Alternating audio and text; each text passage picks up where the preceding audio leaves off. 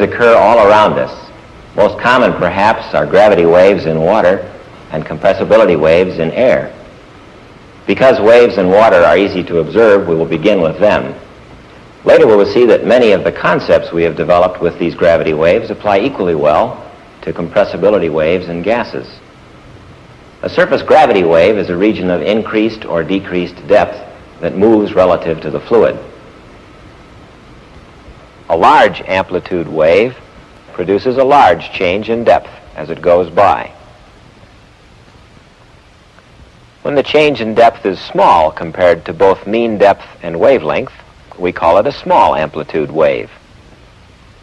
Even when we cannot see the surface, we can detect the passage of a wave by the change in pressure at a fixed point. We can also detect it by the motion of the fluid particles. These solid particles are very nearly the same density as water and hence move like fluid particles. Note that the motion of the fluid is very limited in comparison with the motion of the wave. Here, the wavelength is comparable to the depth. In these waves, the particles move in circular paths. The diameter of the circles decreases with depth. The particles near the bottom hardly move at all.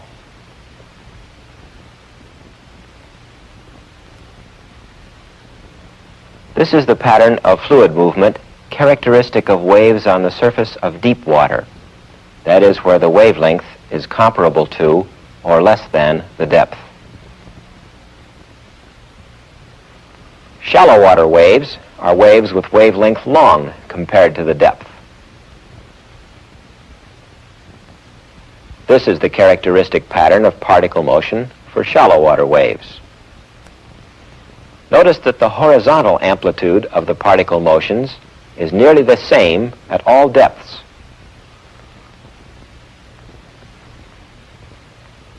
We say that such waves are essentially one-dimensional, since the horizontal fluid motion depends only on time and horizontal distance from a reference point. Because they are simpler and yet display most of the important features of wave motion, we will use one-dimensional waves for further study.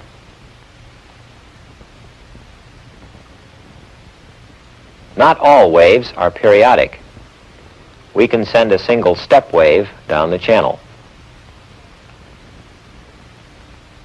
And for our purposes, we may consider either a step wave that increases the depth or a step wave that decreases the depth.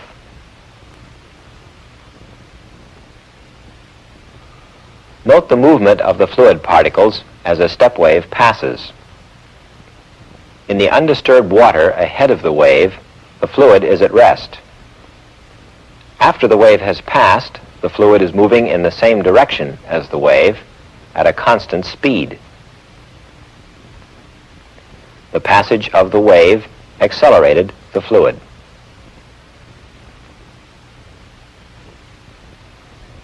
Watch one particle again. While the wave moves from here to here, the particle moves through a much shorter distance. These particle images were recorded at equal time intervals. So, from the spacing, it is clear that the wave is a region of acceleration. If we let the wave continue out of frame, we see that the particle is no longer accelerating, but moving at a constant speed.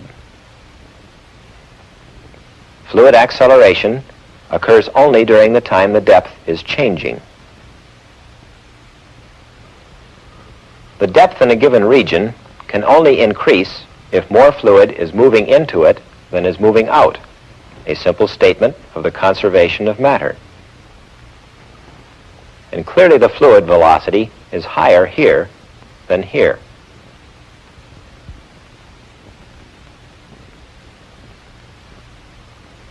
Now here's a wave that decreases the depth. More fluid must be flowing out of a given length of the channel than flowing in for the depth to decrease. The particles ahead of the wave are at rest. Those behind it are moving at a constant speed. The decrease in depth is accompanied by an acceleration of the fluid.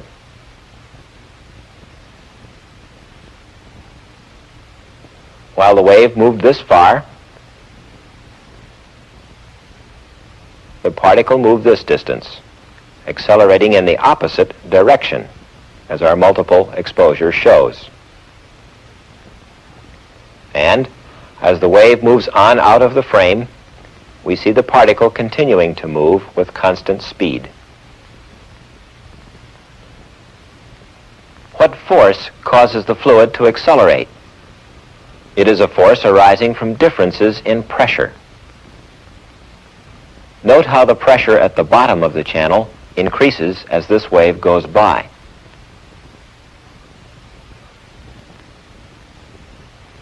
For these shallow water waves, the vertical acceleration of the fluid is small compared to the gravitational acceleration. Thus, the vertical pressure variation is nearly hydrostatic. That is, the pressure is atmospheric at the surface and increases almost linearly with depth. The pressure difference in a horizontal direction is nearly the same at all depths, which means that the horizontal acceleration is nearly the same at all depths.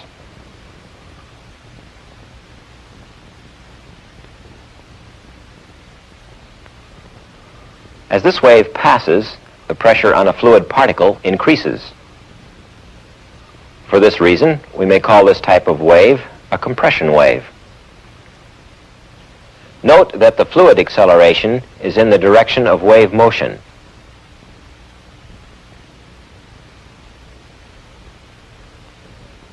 In this wave, the fluid acceleration is in a direction opposite to the wave motion.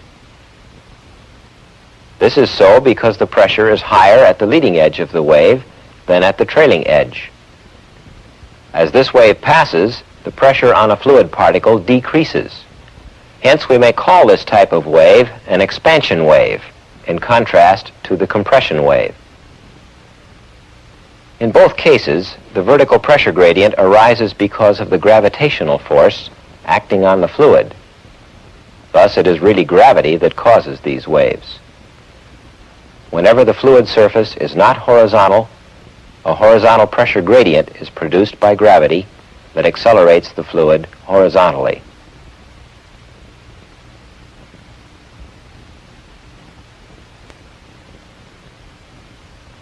We have viewed the waves in a reference frame at rest with respect to the fluid ahead of the wave. Let us change our frame of reference and move with the advancing wave so that we can watch the shape of the wave. As it advances, the compression wave appears to steepen, the trailing edge overtaking the leading edge. The expansion wave, on the other hand, flattens out, the trailing edge falling behind the leading edge.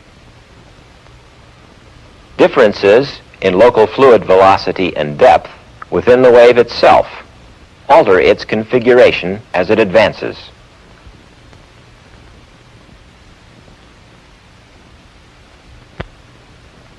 Where the depth is greater, that portion of the wave travels faster.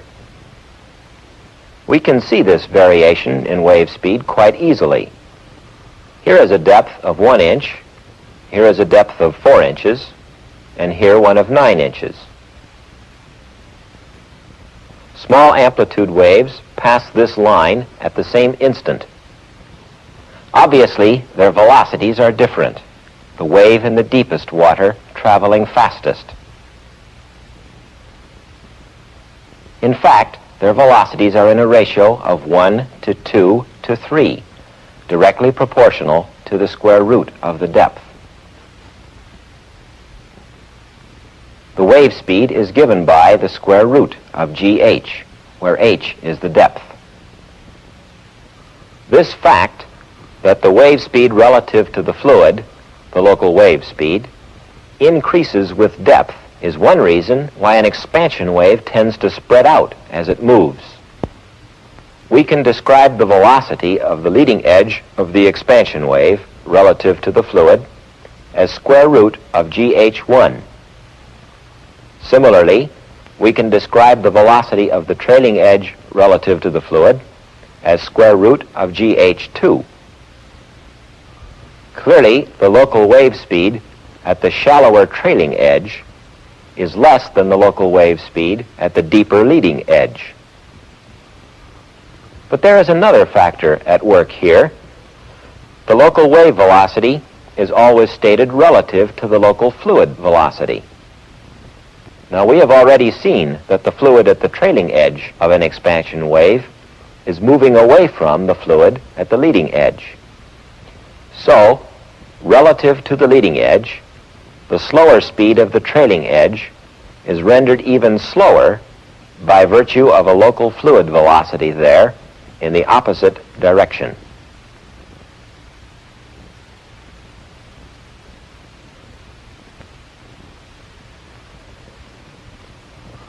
The fact that the local wave velocity increases with depth also explains why the compression wave tends to steepen. The local wave velocity is higher at the deeper trailing edge of the wave than at the shallower leading edge. Furthermore, in compression waves, the fluid at the trailing edge is moving toward the leading edge.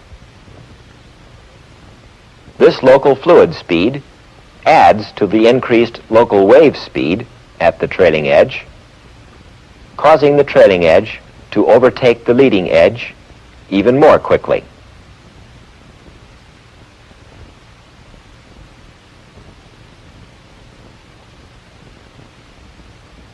Watch this wave steepen in slow motion as we follow its leading edge.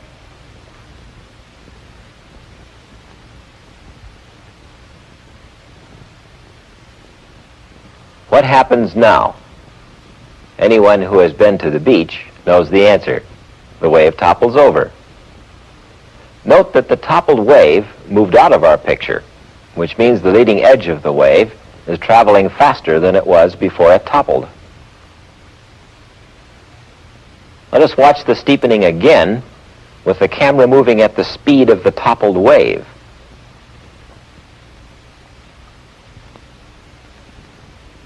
Note that the toppled wave continues in its turbulent condition and does not change its shape. It also travels at constant speed.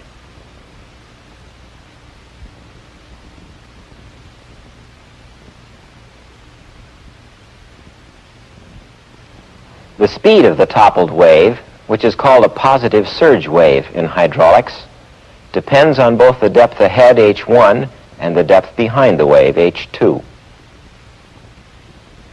Here you see 3 channels with water 4 inches deep in them.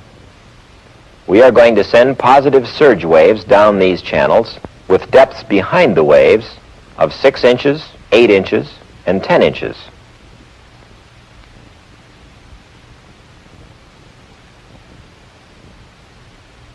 The larger the depth behind the wave, the faster the wave travels.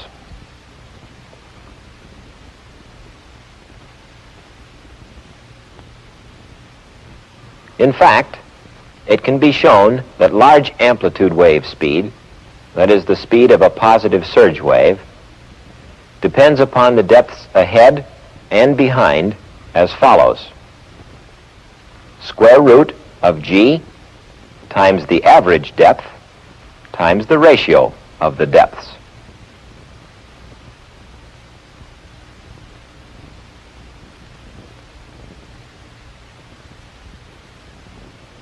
Small amplitude waves ahead of the surge wave move at the speed square root of GH1 relative to the fluid. If you compare these expressions, you will see that this local wave speed is always less than the speed of the surge wave. Thus, the surge wave catches up to small amplitude waves ahead of it.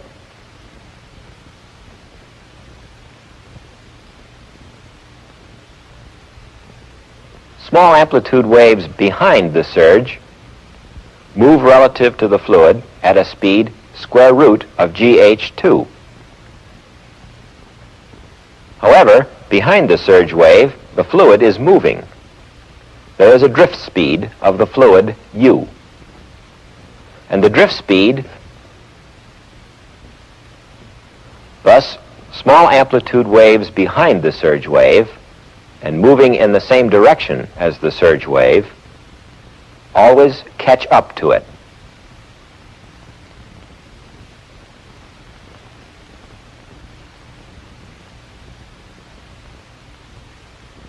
In reality, these surge waves move at a fair clip.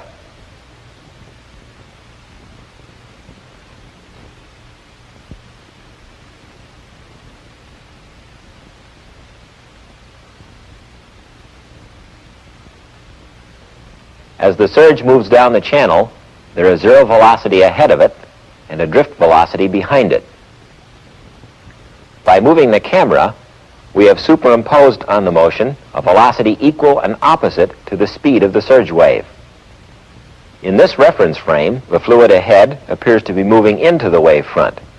The wave appears stationary, and the fluid behind has a net velocity in the opposite direction to the drift speed. We say the flow is steady in this reference frame. We can produce exactly this situation in a flume.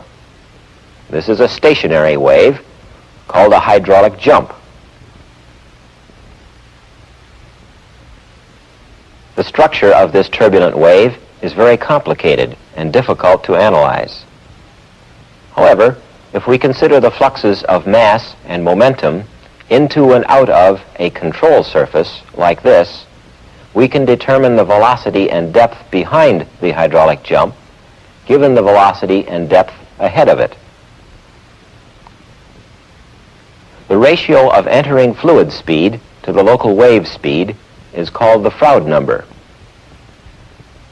The Froude number ahead of the jump, F1, is always greater than unity. That is, the fluid speed ahead is greater than the local wave speed. We say the flow ahead is supercritical, or shooting. The Froude number behind the jump, F2, is always less than unity. That is, the fluid speed behind is subcritical, or tranquil.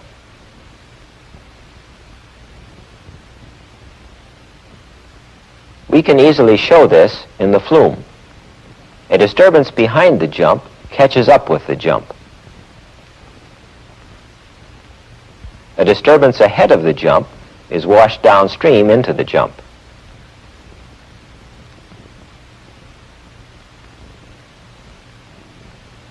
Note, this is only another way of describing the steepening effect we talked about earlier in a different reference frame.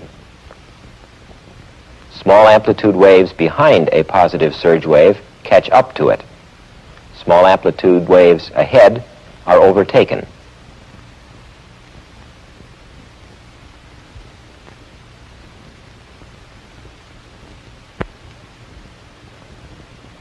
Energy is being dissipated in the turbulence and foaming in this jump. The pitot tube measures the total head, the sum of the potential and kinetic energy. Notice how the total head drops as we move through the jump. Mechanical energy is being converted into internal energy.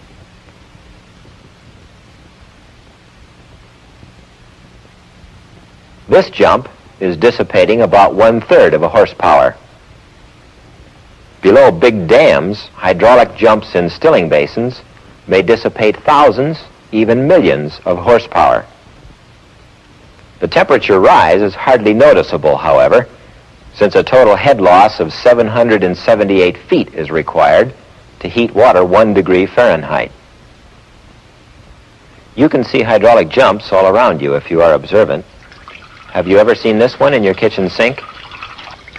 The water spreads out at a supercritical speed from under the tap, goes through a cylindrical hydraulic jump, moves at subcritical speed to the edge of the dish, and spills over the edge.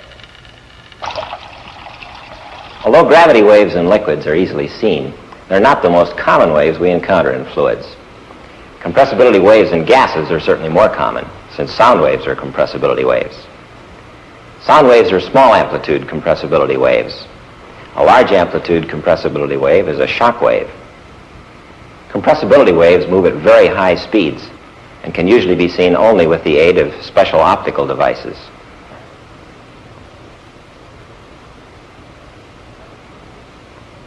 On rare occasions, if the light is just right, shock waves may be seen with the unaided eye.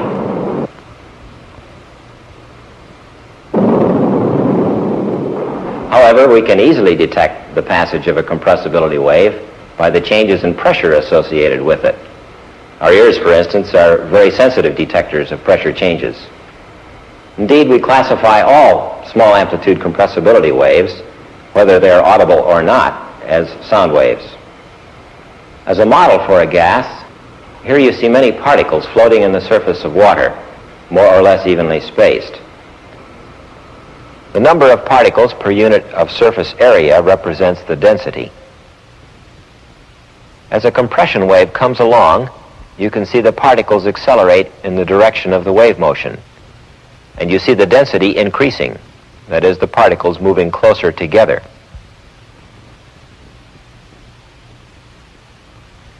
Much of what we have shown you concerning one-dimensional gravity waves applies equally well to compressibility waves if we simply replace the depth of the fluid h by the density of the fluid rho.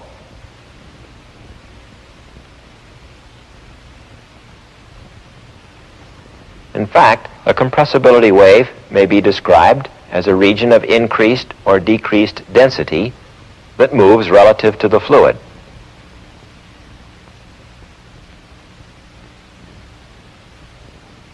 Just as depth is proportional to the amount of fluid per unit length in an open channel, so density is proportional to the amount of fluid per unit length in a closed channel. The fluid flowing into this length of open channel increases the depth. The fluid flowing into a length of closed channel increases the density. In a compressibility wave, the pressure depends on the density. Just as in a gravity wave, it depends on the depth. Although surface gravity waves and compressibility waves behave quite similarly, they are propagated by entirely different physical mechanisms. The fluid acceleration in gas waves is due to elastic forces associated with the compressibility of the fluid rather than gravitational forces. The speed of a small amplitude isentropic compressibility wave increases with density, just as the local wave speed of a surface gravity wave increases with depth. This increase of sound speed causes compression waves to steepen. Gradients increase in the wave. What happens when these gradients become very high? That is, when the wave becomes very thin. The compressibility wave cannot topple over like the surface gravity wave. Instead, the density and velocity gradients reach limiting high values in a thin region and remain constant.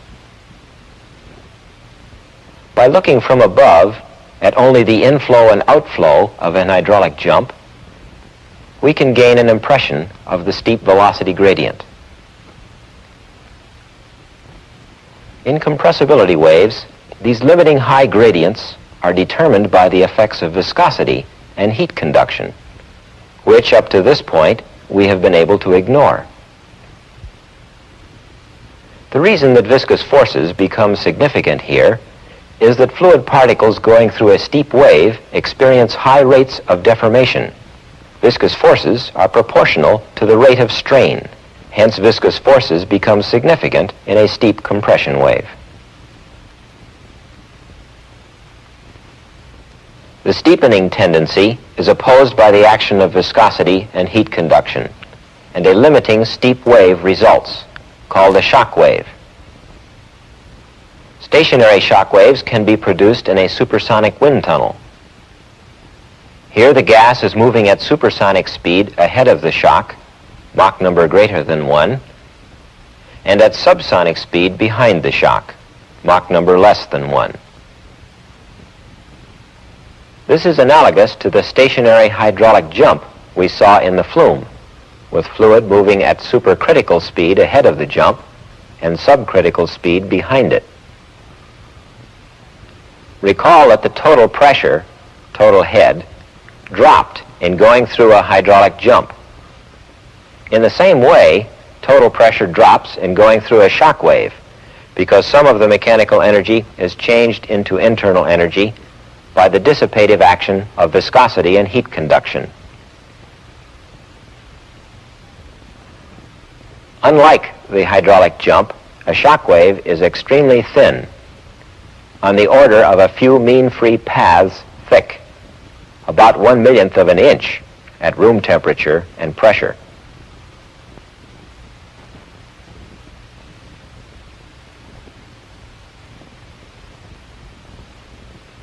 A moving shock wave is what you hear when there is an explosion. It is the thunder that accompanies lightning. It is the sonic boom you hear from a supersonic airplane.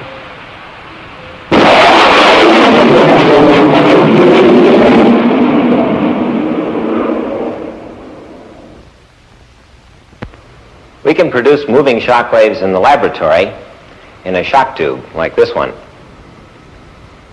We put high pressure gas on one side of a frangible diaphragm and low pressure gas on the other side. The diaphragm is made of celluloid sheet. We break it with a knife like this.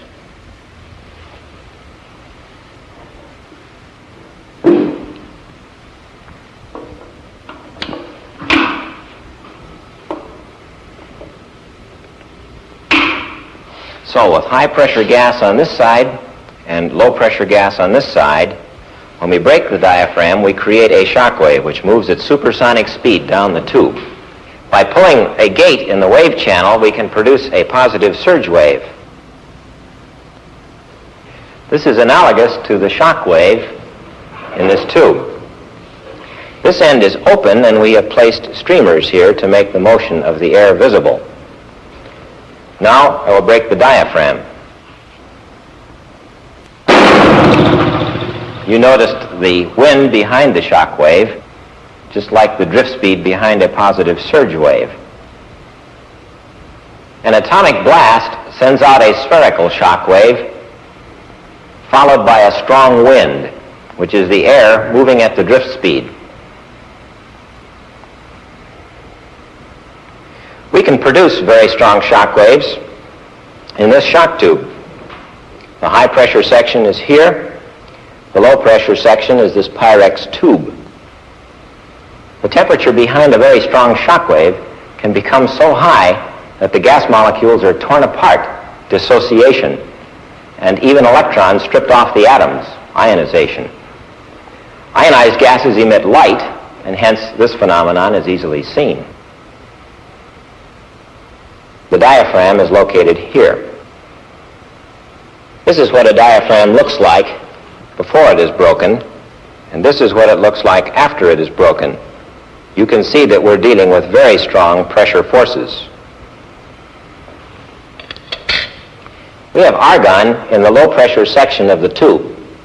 You will see the shock as the argon ionizes. I'm going to turn down the lights. You watch the tube.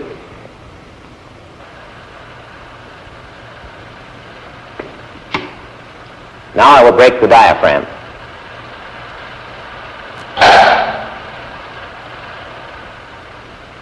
So far we have concentrated on one-dimensional waves. Two- and three-dimensional waves involve the same basic concepts, but can become very much more complicated. These remarkable pictures were taken at nearly 400,000 frames per second. This sequence shows a normal shock wave passing over a wedge.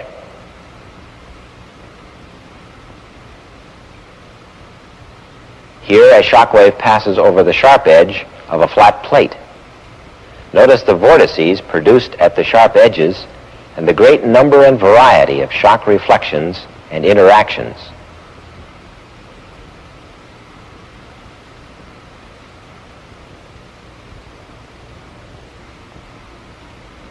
We have shown you some wave phenomena in fluids, chosen to emphasize the basic concepts of wave propagation. First, the local accumulation of mass, which is due to depth changes in the gravity wave and due to density changes in the compressibility wave. And finally, restoring forces, pressure forces, which are due to depth gradient in the gravity wave and to density gradient in the compressibility wave.